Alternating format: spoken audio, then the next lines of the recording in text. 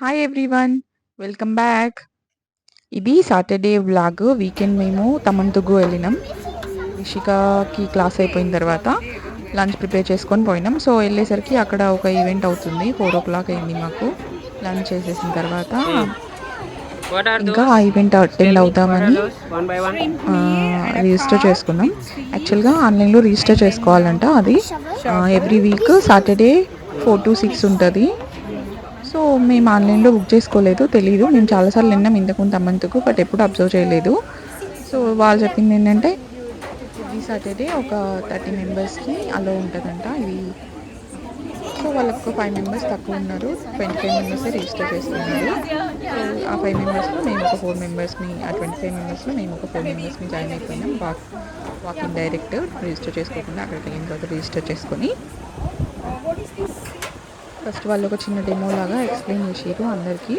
తర్వాత అందరికీ ఒక్కొక్క ఫ్యామిలీకి కావాల్సినవి ఇచ్చి మీరు సాయిల్ కలిపి ప్లాంట్ చేయండి అన్నట్టుగా సీడ్స్ కూడా ఇచ్చారు.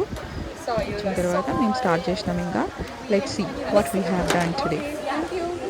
Please watch full video and you will have amazing experience. And ఒక నేచర్ ఎడ్యుకేషన్ లాగా ఉంది.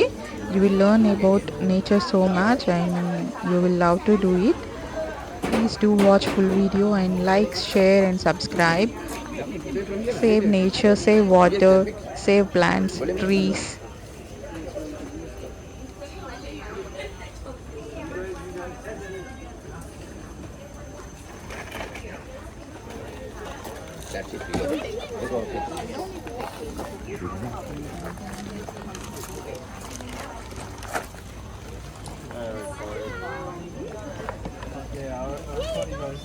Three, right?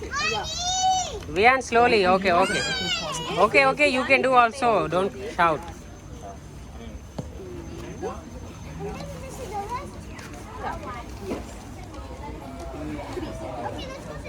Let's go to the next.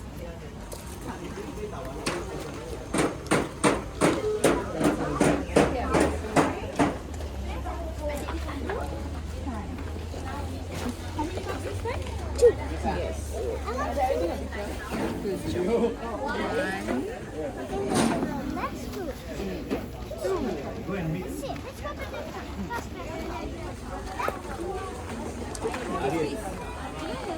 It's compost. How many cups? One scoop. One scoop. The same as one scoop. Yeah.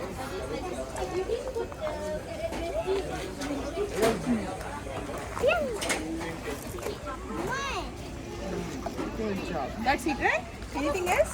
No. Come. You have shrimp meal over there, right? Again, come.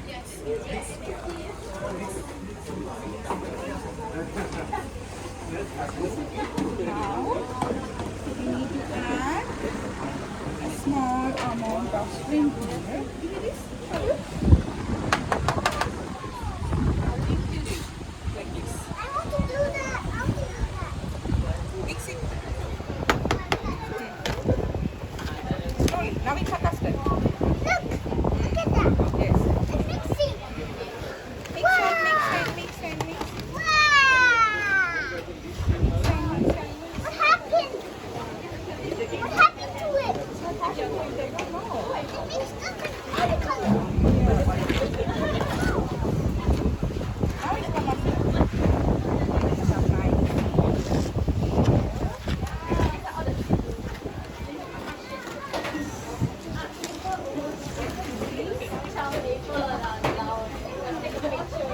Now the next step is put it inside. And we need some leaves, right? Or rocks. Yeah. We need awesome seeds. Oh yeah, those are for growing trees. We can only use. What's that? Let's clean the table. Let's clean the table. Later. Okay, sure. Thank you. Can you fix this? Oh, yes. Yeah.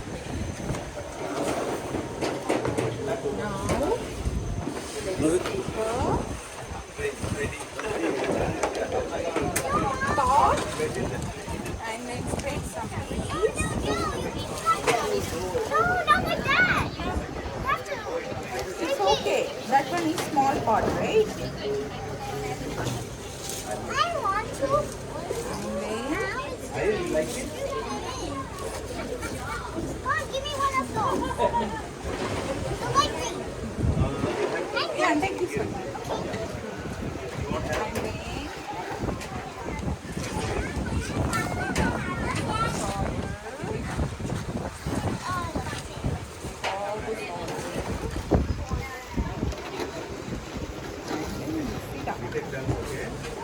Why did everyone?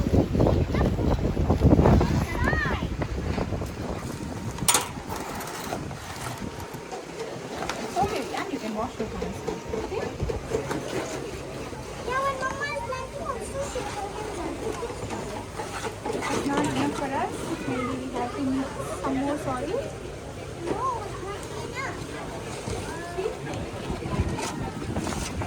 The pot is not.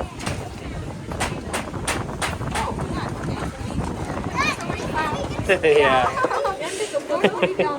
Yeah. Okay.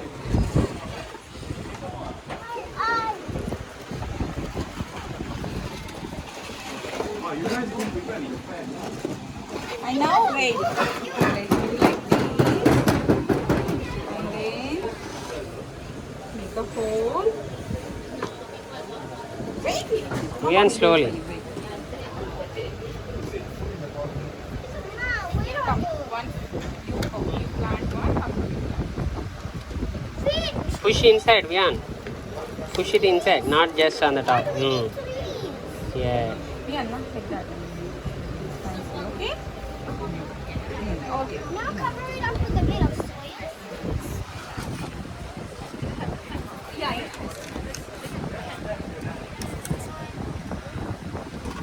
Hey, why you put it first? Oh, I did it first.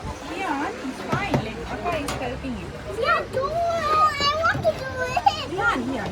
See? Stay, come.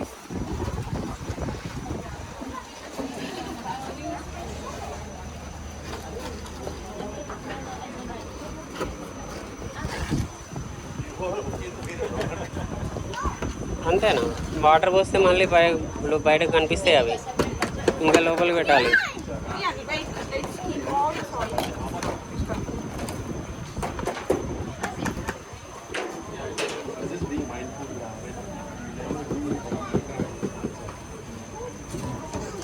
No need that one anymore.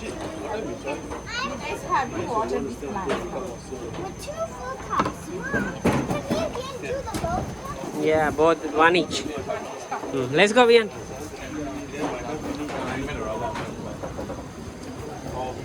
Now it's time for watering right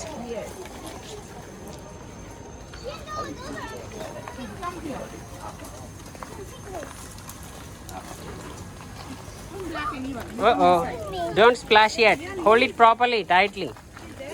Hold here, this side. Mommy, around. Rishika, slowly. Mommy, around. Mommy, around. Rishika, come, you can do it. Let it sink. Mama, let it sink. Mama, it's just running the whole thing. Wait first. Let it go down first. Okay, for you. Yeah. Okay, for you. Yay.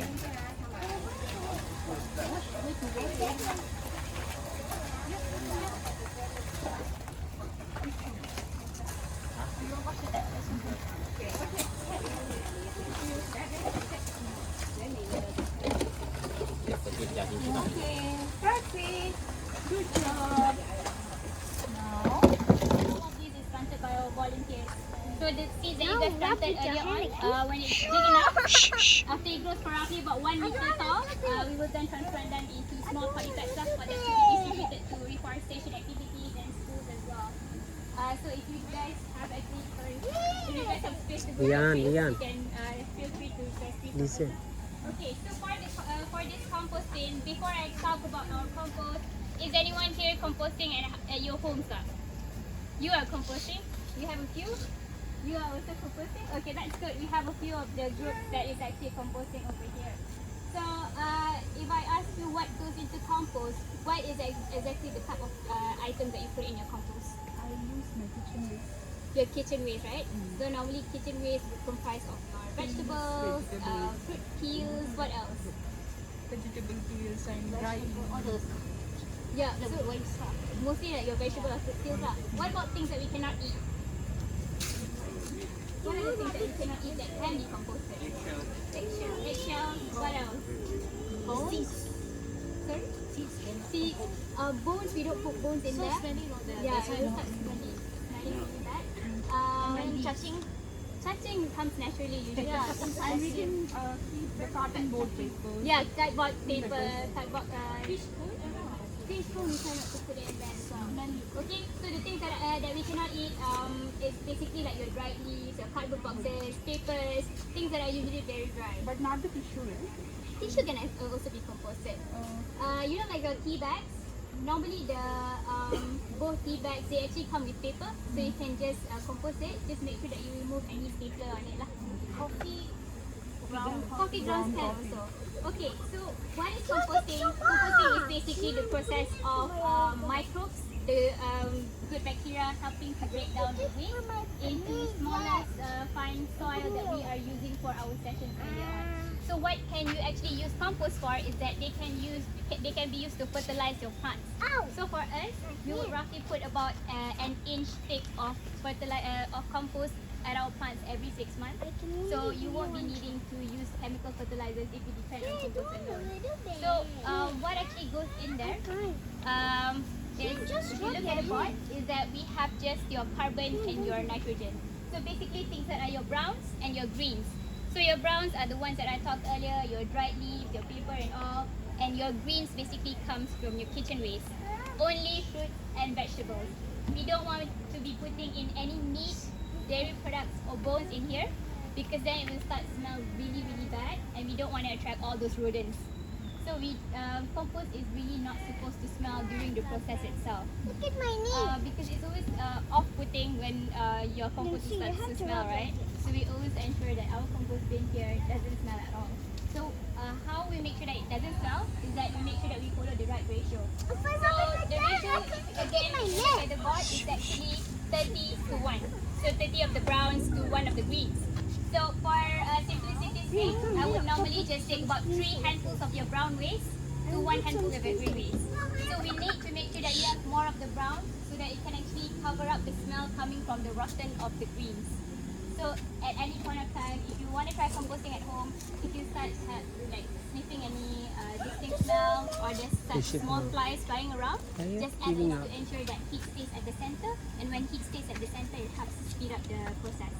And also, always remember to turn your compost pile every once in a week. What I mean by turning is that you guys can just get any shovel, just get in there and just turn the pile around so that the pile at the center can actually get enough air. So when they have enough air, it can actually be somewhat aerated, just like our plants, they need to be aerated as well. And also, try to keep it under the sun so that it actually speeds up the process as well. Okay, so if you want to start composting at home, if you don't have space like any land area or if you live in high rises, you can always start small with jars like this. Yes. Always a lot during festive season. Chinese New Year, Hari Raya, we have this a lot. So you can always take 1 jar and start composting. What you can do is that you can always put a small chunk of soil just for it to start the activity, and then you can put your waste in. You can choose to poke holes, but if you don't want, it's fine. If you don't have any holes, just remember that you should take it out and air it out like about once a week so that it gets aerated again. But normally this type of composting, if you start to water it, water will stay at this like underneath lah. It wouldn't be really nice to see, so you can just start adding the brown waste just to absorb all that liquid. Eat water. Yes. So why we actually compost is because of our waste issue lah. We try to reduce the waste that we send back to our landfills. So just to let you guys know that in Malaysia, we throw about 38,000 tons of waste per day. And that amount is enough to fill one KLCC tower every 7 days. So imagine in 1 month how many KLCC towers of landfills we would be having.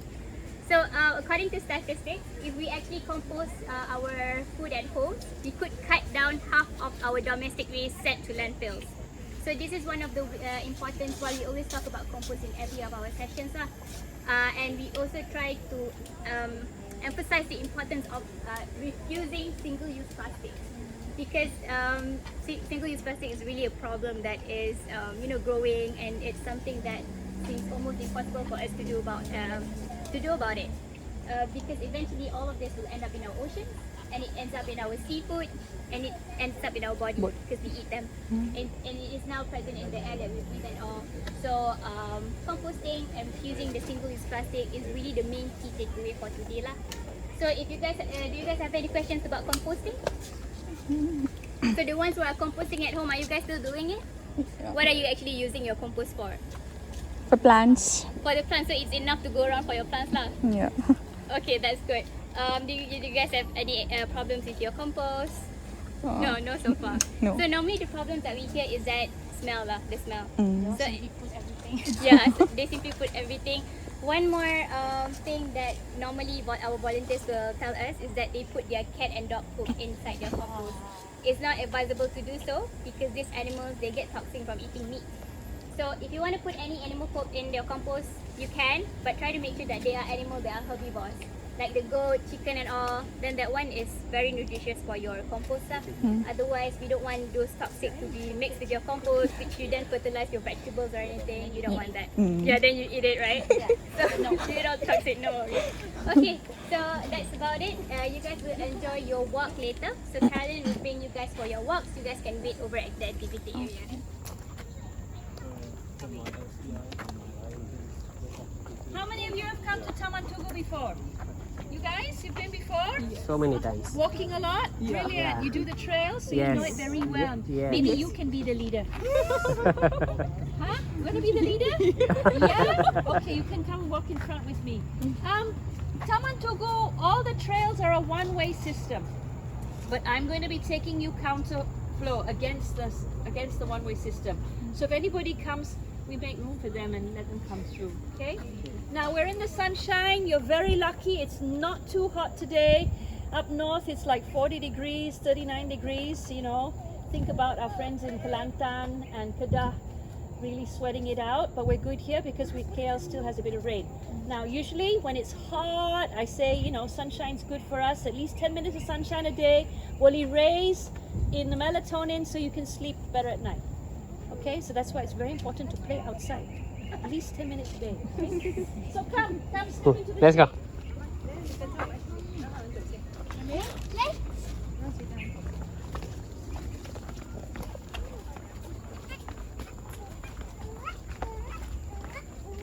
Wow. What time are you guys ending? 6. Oh, very good. We have 1 hour. Oh, nice. 10. Yep. Okay, first stop. So easy, then. This is a very sembang kind of walk, okay? Very chill. Okay, now we're in here, and can you feel, is it a little bit cooler than out there? Yes. Why? Trees are What the are the tree. trees doing? Giving fresh air. Shared. What else? Fresh air. Fresh air. How do they give us fresh air? Leaves, all the dirt gets dust. stuck to the leaves. Yeah. And when the rain comes, the rain washes the dirt to the ground. That's how they help filter our air. Very good. What else? Why is it cooler? Why is it different? What's the difference between standing and which is different? No, hang on. How do I ask this question? Okay. How come it's more comfortable standing under a tree than standing under an umbrella? Umbrellas still give shade, right? Yeah. But it's still hot. It's still hot, right? What is it the tree do? What? Trees gives oxygen. Oxygen, yes, makes us feel fresh, but it doesn't lower temperature. Absorbs the heat and then The leaves, okay, I'll leaves. tell you what it is, okay. I like to think that the difference between an umbrella and a tree is that the tree is alive. But what is a live thing doing? The live thing is breathing. When we breathe in carbon dioxide, oxygen, and we give out carbon dioxide and water vapor for all you wear spectacles. So even though a tree in daytime is doing photosynthesis and the cells on its leaves, the stomata, most of them might be closed at night time. They'll be closed when they're breathing, like us at night. Their stomatas are closed. Daytime, the stomata is open. They are literally pumping up water from the ground to hydrate every single cell in the tree, and then it comes out through the leaves, the stomata, the pores on the leaves, and that's where something called evaporation takes place. So the tree is transpiring.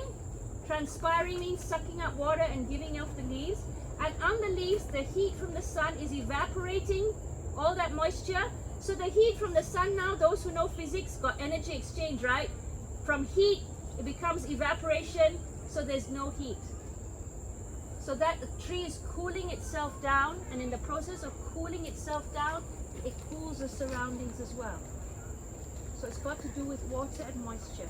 Okay? Now you imagine a rainforest. A tropical rainforest can go up to 60 meters. That's like 20 to 21 stories high. Trees growing that high. All the leaves and all the vegetation there.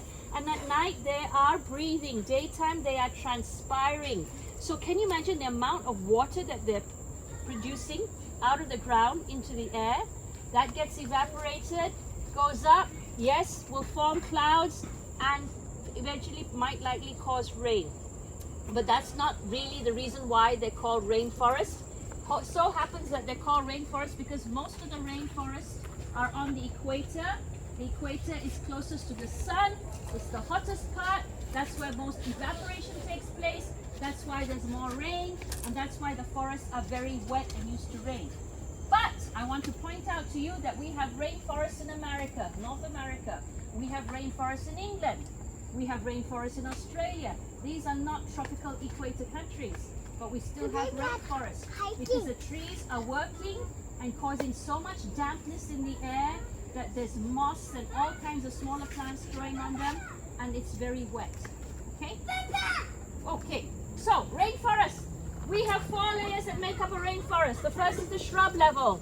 Now, the shrub level here looks very green because this isn't a rainforest. This has been so cut back, we can see so much sky. So much light hits the ground, that's why it's so green. Rainforest will look more like the compost bin. Brown, dark, decaying, humid, rotting. Circle of life. Nothing in nature goes to waste. Nothing created by nature goes to waste. The only species that causes waste is Human. yeah, and we cause waste that's very hard for nature to digest. That's why we have a big problem. Okay? Alright, so that's on the shrub level. Now kids, what lives on the ground in the jungle? Big kids also can answer. What kind of animals? Jessica. Snakes? Snakes can live on the ground too, but I want the ones that live on the ground. How about the elephants? How about the tigers? Yes. How about the tapirs? How about the deer, the kanchil, the palando? All these things live on the ground. Then we have the next, which is the under canopy. The under canopy is about 4 meters tall, which is about this high. And you look around, you've got some palms, the shrubby stuff that can take very little light. And in this canopy, in this under canopy will live the insects, reptiles, the snakes, frogs, etc. And maybe some small cats. They might sleep up here, but they tend to move up and down to the forest floor. Then we have the third layer, which is the canopy. The canopy takes up 80% of the light, minimum. And the animals that live here don't come down. So high up, they tend to stay up there. They got their food there, they got the moisture there, they got the water there. No need to come down. No need staircase, no need lifts for them. And the animals that live here are like the monkeys and the mammals and the reptiles and the insects, etc. Now the canopy is between 20 to 40 meters tall. That's like 7-story to 14-story. Who lives in a 7-story condo or works in a 7-story building? Quite tall, right? Those trees, and they can go up to 14 stories high. Then we have the emergence, Lapisan renjong. These trees can go up to 60 meters. That's like 21 stories high. Yeah? And in Sabah, we have trees that are 100 meters tall. So those who run the 100-meter race, you just go up there 100 meters. That's how tall those trees are. It's amazing, okay? And up here, can you see the picture, kids? What animal is this? A bat? A bat. So the bats make their home here. but also the most important living species on the planet makes their home here, up this high. What is the most important species on the planet?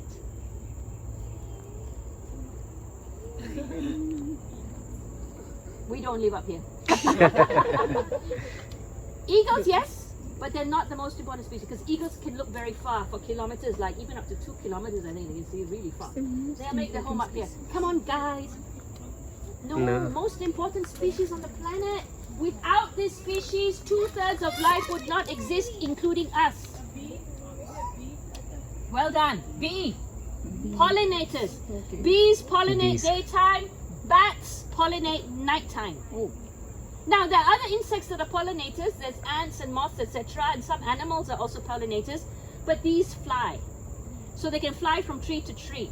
And there are many trees in the rainforest that need to be cross-pollinated. Kawin in Malay, right? You have to. Now, why are the pollinators so important? They pollinate the flowers, we get fruit. We get fruit, we and animals get food. More importantly, in the fruit are seeds. Seeds get dispersed by the animals. New plants can happen. No pollinators, no new plants. Forests cannot regenerate, landscapes cannot regenerate, we can't get our food or our fruit. Pollinators are the most important, and sadly we're losing a lot of bees. But anyway, so you got a picture now of the rainforest? It's quite amazing.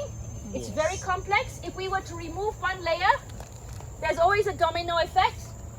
Just say we lose this emergent layer. This is where the beautiful hardwood timber is. The really expensive stuff that's brilliant for our economy. When we selectively fell, we take this out, what happens? The bats and the bees have to find somewhere else to live, right? So they probably come down here.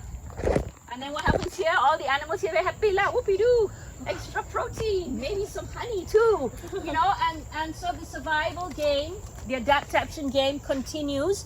And given that they are the most important species that we need for making sure that our landscapes, our forestscapes, our vegetation continues, it's a tough one, okay? So, and even if we remove the canopy, suddenly there's so much light on the forest floor, even more things will grow, more bananas will grow. Maybe the tiger can't even chase the mouse, some can't chase the mouse here because like, my gosh, you know, big jungle, right? Really dense. So again, adaptation, survival, right? Which is all about nature is, but that's there. So just for you to know that whenever a bit of forest is cleared, there is a lot of adjustment and a lot of survival and adaptation, and we don't know whether everything will survive. Okay? Now I just want to let you know, for the Malaysians here, be very proud. Malaysia has one of the oldest rainforests in the world. Our rainforests are 132 million years old. The Amazon forest, which is half the lungs of the planet, is only 52 million years old. So, who's more tanggih, huh? Okay? Okay, so yeah, before Amazon was rainforest, it was savanna. And now that so much has been cut back, scientists are wondering whether it will revert back to savanna. Okay? Yeah, because too much has been cut. When you cut down a rainforest, it will never, ever, ever grow back as a rainforest. Because I'll tell you why later. It will not happen. You'll get some trees and all that unless we plant them. Okay? Anyway, so now you got a picture of rainforest. Because of our rainforest, Malaysia is one of the top 17 mega biodiverse hotspots on the planet. We are so rich with biodiversity. That's what makes us unique. Okay?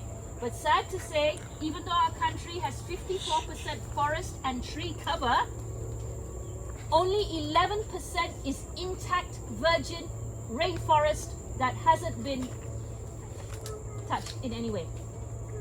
So we don't have much left. So we drive up and down the north-south highway, even though our lovely Central Forest Fire looks so beautiful and green, the best mountainscape in the world for me. Look carefully, except the driver don't look. You can see that it's been eroded or eaten or changed, or no emergent layer or plantations have crept in. Okay? So we need it, but I just want you to know, appreciate that we don't have much left. So we need to protect as much as we can. Now, just give me another 2 minutes here. The whole planet is now going Do not do like that. dangerous, not dangerous, more important to be solved than climate change, and that is biodiversity loss. We are going through now the 6th mass extinction.